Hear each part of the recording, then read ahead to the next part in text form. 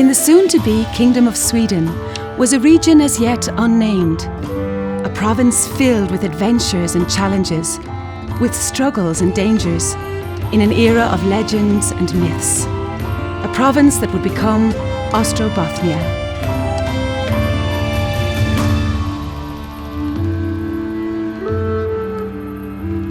This is the story of Helena, a 7-year-old girl in 1375 AD.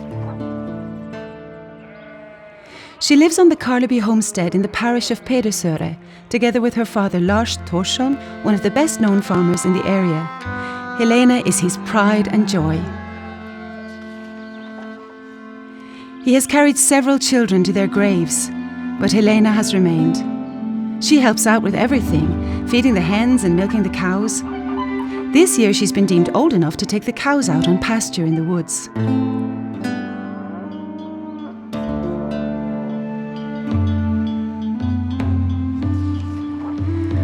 One Monday in May, the day after St. Eric's Day, Lars comes back from a successful fishing expedition. He calls for Helena, who should have come home already. There is no answer. Lars gets a sinking feeling that things are not as they should be. Lars waits all evening.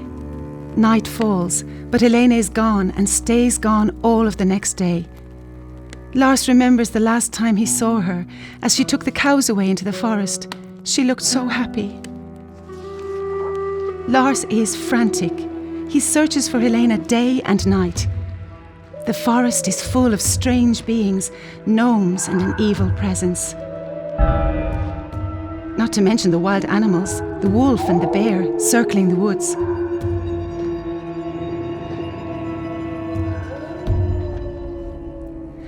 On the third day, a despairing Lars walks to the next homestead to ask for help. The spring nights are light, but misery makes everything feel dark. People from several homesteads are now looking for Helena. Every family has lost children, so the ones they have left are all the more precious. But Helena remains gone.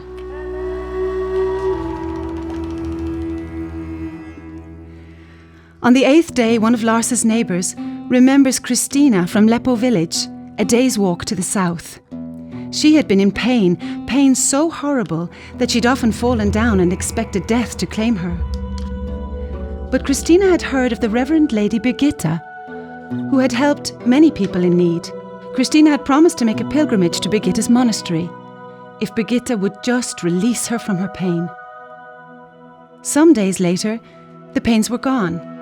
Perhaps Birgitta could help Lars as well.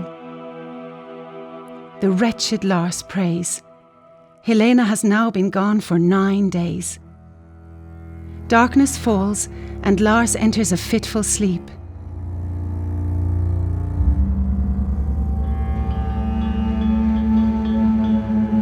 The next morning, he's awoken by a familiar sound. Lars runs out into the yard. Who could it be? There's a glimpse of someone among the trees.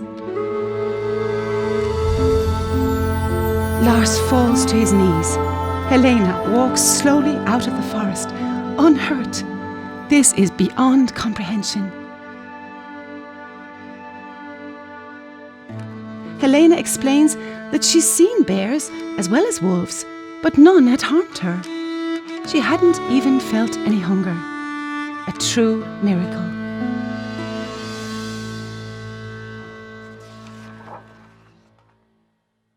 Thus ends the tale of Helena happily. But actually, her story doesn't end there. We wouldn't know about it if it hadn't been written down. In the year 1375, Lars Thorsson and some of his neighbours travelled to the monastery at Vadstena. It was a perilous journey, more than a week spent on the open sea. A several-week-long journey by foot followed. All in all, they travelled 1,500 kilometres. It was most likely a nun in Vadstena who wrote the story in Swedish. Some years later, the tale travelled all the way to the Vatican, where it was written in Latin in 1391. The story was part of the collection of miracles referred to when Birgitta was to be proclaimed a saint by the Pope. The Swedish story was lost, but the Latin version returned to Sweden in the 17th century.